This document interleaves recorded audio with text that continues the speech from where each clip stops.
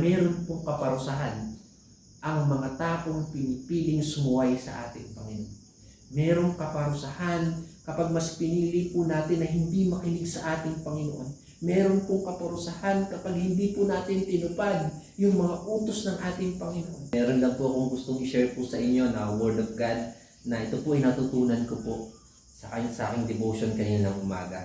Ito po ay may pamagat na pagpapala o kaparusahan. Meron po tayong dalawang pag-uusapan sa mga oras na ito. Dalawang bagay na ibabahagi ko po sa inyo mga kapatid.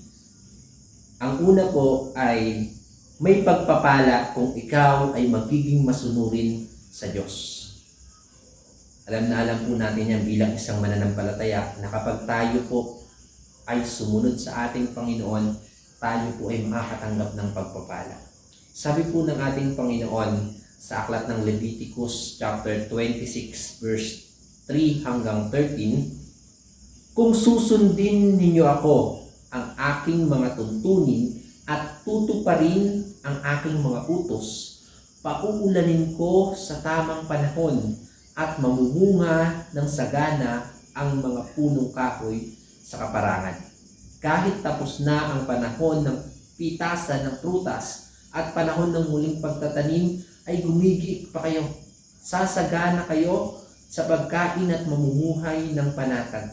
Maghahari ang kapayapaan sa buong lupain at walang gagambala sa inyo. Palalayasin ko ang mababangis na hayop at wala nang dirigma sa inyo. Matatakot sa inyo ang inyong mga kaaway at manlupig ninyo sila sa labanan. Sapat na ang 5 sa inyo upang talunin ang 100 kaaway at ang 100 para sa 10,000 kaaway. Malulupig ninyo ang inyong mga kalaban. Pagpapalain ko kayo, kayo'y uunlad at darami. Patuloy kong pagtitibayin ang ginawa kong kasunduan sa inyo. Ang inyong ani ay sobra-sobra at tatagal sa mahabang panahon. Sa katunayan, sa dami ng inyong aanihin ay ilalabas ninyo ang mga luma upang maimbak lamang ang mga bagong ani. Maninirahan ako sa kalagitnaan ninyo at hindi ko kayo pababayaan. Ako'y inyong kasama saan man kayo magpunta. Ako ang magiging Diyos ninyo at ako naman ang magiging bayan. At kayo naman ang magiging bayan ko. Ako si Yahweh, ang Diyos ninyo, ang siyang naglabas sa inyo sa Ehipto.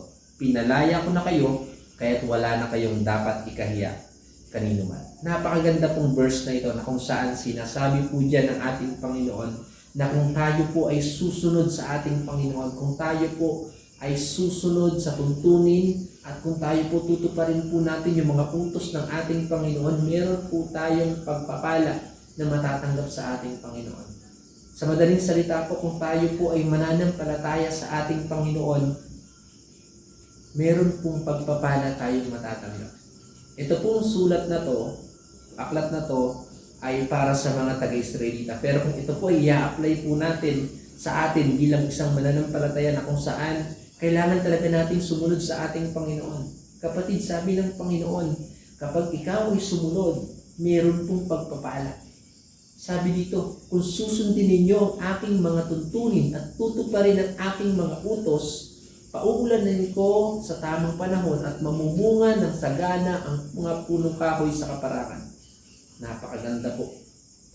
At sa bandang dulo, kung mapapansin po natin, sabi po dyan, ang inyong ani ay sobra-sobra at tatagal sa mahabang panahon. Sa katunayan, sa dami ng inyong ani na ilalabas ninyo ang mga luma upang maimbak lamang ang mga bagong ani.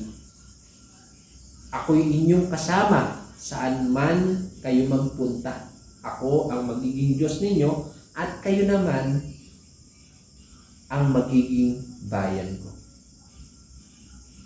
Tingnan po natin kapatid. Sabi po dito, ako'y sasamahan ko kayo kahit saan man kayo magpunta. Napakaganda po ng pangako ng ating Panginoon. Kaya sabi po dun sa unang puntos po natin, may pagpapala kung ikaw ay magiging masunurin sa Diyos. Kaya, sino nga ba naman ang ayaw sumunod sa ating Panginoon? Kung ito po yung pangako, sino ba naman yung aayaw na sumunod sa ating Panginoon? Kung sinasabi niya na iingatan ka niya, kung sinasabi niya sasamahan ka niya. Wow! Kapatid, sabi ng Panginoon, pagpapalain ka niya kung ikaw ay magiging masunurin sa ating Panginoon. At pangalawang bagay po, may kaparusahan kung ikaw ay susuway sa Diyos. May kaparusahan kung ikaw ay susuway sa Diyos. Sabi po sa Leviticus chapter 26 verse 14 to 17, ngunit kung hindi kayo makikinig sa akin at hindi tutuparin ang mga utos ko, kung tatanggihan ninyo ang aking mga tuntunin at kautusan, kaya't ayaw niyong sundin ang mga ito at sisirain ninyo ang ginawa kong kasunduan sa inyo, padadalhan ko kayo ng mga sakuna.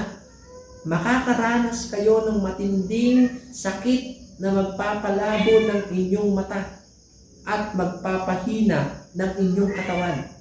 Hindi ninyo makakain ang pinagpagalan ninyo sapagkat ito'y kakainin ng inyong mga kaaway.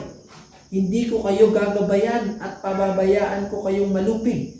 Hahayaan ko kayong sakupin ng mga taong napupuot sa inyo at kakaripas kayo ng takbo kahit walang humahabol sa inyo. Malinaw po na sinasabi ng ating Panginoon na mayroon pong kaparusahan ang mga taong pinipiling sumuway sa ating Panginoon. Mayroong kaparusahan kapag mas pinili po natin na hindi makinig sa ating Panginoon. Meron pong kaparusahan kapag hindi po natin tinupad yung mga utos ng ating Panginoon. Minsan po, nagiging makulit po tayo. Mas ipinipilit po natin yung gusto natin. Mas ipinipilit po natin na sumuway tayo sa ating Panginoon. Na alam naman natin, sa kabila ng pagsuway po natin, meron pong kaparusahan na tayong matatanggap. Sabi ng Panginoon, malinaw na malinaw, na kung tatanggihan ninyo ang aking mga tuntunin at kautusan, parurusahan kayo ng Diyos. Parurusahan po tayo ng Diyos. Padadalhan ko kayo ng mga sakuna. Makakaranas kayo ng matitinding sakit na magpapalabo ng inyong mga mata. Malinaw po na kapag tayo kung pinili nating sumuway sa ating Panginoon, makakaranas po tayo ng mga sakuna.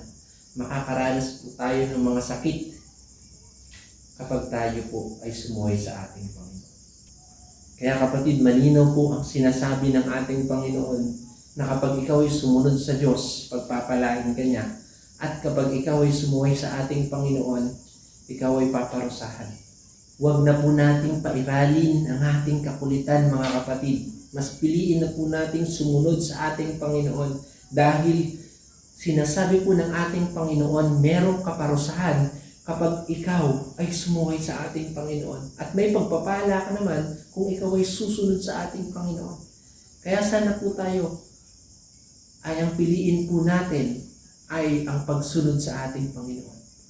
Ang piliin po natin ay ang pagpapala na ibibigay sa atin ng ating Panginoon. Dahil sinasabi po ng ating Panginoon, sa verse 40 to 46. Subalit kung pagsisihan nila ang kanilang mga kasalanan at ang mga kasalanan ng kanilang ninuno at tatanggapin na naghimagsik sila laban sa akin at iyon ang dahilan kung bakit sila'y aking pinabayaan, kung sila'y magpapakumbaba at pagsisisihan ang kanilang mga kasalanan, aalalahanin ko ang aking kasunduan kay Jacob, kay Isaac at kay Abraham. At aalalahanin kong muli ang aking pangako patungkol sa lupang pangako. Subalit paalisin ko muna sila roon. Sa gayon, makakapagpahinga ng lubusan ang lupain at madarama naman nila ang bagsik ng parusang ipapataw ko dahil sa pagsuway nila sa aking mga tuntunin at kautusan. Gayunman, hindi ko sila lubos na pababayaan sa lupain ng kanilang mga kaaway. Baka kung puksain ko'y mawalan ng kabuluhan ang kasunduang ginawa ko sa kanila. Ako si Yahweh na kanilang Diyos. Aalalahanin ko sila alang-alang sa aking kasunduan sa kanilang mga ninunong nilabas ko mula sa Ehipto. Nasaksihan ng mga bansa ang ginawa kong ito upang ako'y maging Diyos nila. Ako si Yahweh. Ito ang mga tuntunin at mga utos ni Yahweh na ibinigay sa mga Israelita sa bundok ng Sinai sa pamamagitan ni Moises. Malinaw po na sinasabi ng ating Panginoon na kung tayo po ay magsisisi, kung tayo po ay tatalikod sa ating mga kasalanan, tayo po ay patatawarin ng ating Panginoon. Aalalahanin niya yung pangako niya sa iyo. Aalalahanin niya yung pangako niya sa bawat isa sa atin. Ganun po tayo kamahal ng Diyos. Kapatid, kaya ikaw na nanonood ngayon, mahal na mahal ka ng Diyos. Ayaw niya na mapahamak po tayo. Ayaw niya na parusahan po tayo. Ayaw niya na tayo po ay makaranas ng kapahamakan, makaranas ng sakuna, makaranas ng sakit. Gusto niya po tayong iligtas. Gusto niya po tayong makaranas ng pagpapala. Gusto niya po tayong makaranas ng buhay na walang hanggan. Kaya this time, binibigyan tayo ng pagkakataon ng ating Panginoon. Ano ang pipiliin natin? Ang pagsunod na may kalakip na pagpapala o ang pagsuway na may kalakip na parusa na mararanasan natin kapag tayo po ay sumuway sa ating Panginoon. Kaya kapatid, sa mga oras po na ito, kinagagalak ko po na maibahagi po sa inyo ang salitang ito. Sa mga oras na ito kapatid, hayaan mong ipanalangin kita and mag-pray ka din po sa kinaroroonan mo ngayon. Panginoong Diyos na makapangyarihan sa lahat, nagpapasalamat po ako Panginoon sa mga oras na ito. Salamat po sa inyong salita. Salamat po Panginoon sa mga bawat nakikinig ng inyong video, nakapakinig ng inyong video Panginoon. Dalangin ko po Panginoon na kayo po ang manguna sa kanilang buhay. Lord, kayo po ang nakakakilala sa kanila, kayo po ang nakakaalam ng gusto nilang gawin Panginoon. Dalangin ko Lord na mangusap po kayo sa puso nila Panginoon. And Lord, nawa po'y masunod namin ang inyong mga utos Panginoon dahil tunay na napakahirap sundin ang inyong mga utos Panginoon. At Lord, dalangin ko po Panginoon kung sino man po ang nakakapanood ng video nito, patuloy niyo po siyang samahan, patuloy niyo po siyang pangunahan at nawa po magawa niya po ang inyong kalooban, Panginoon. Maraming salamat, Lord, sa buhay ng aking kapatid na nandito po sa video ito, Panginoon. Salamat, Lord. Pinupuri ka namin at sinasamba, pinapasalamatan sa pangalan ni Jesus namin tagapagligtas. Amen. Sa Diyos po ang pinakamataas na papuri. Piliin po natin sumunod sa ating Panginoon kaysa sumuway sa ating Panginoon. Pagpalain po tayo ng Diyos.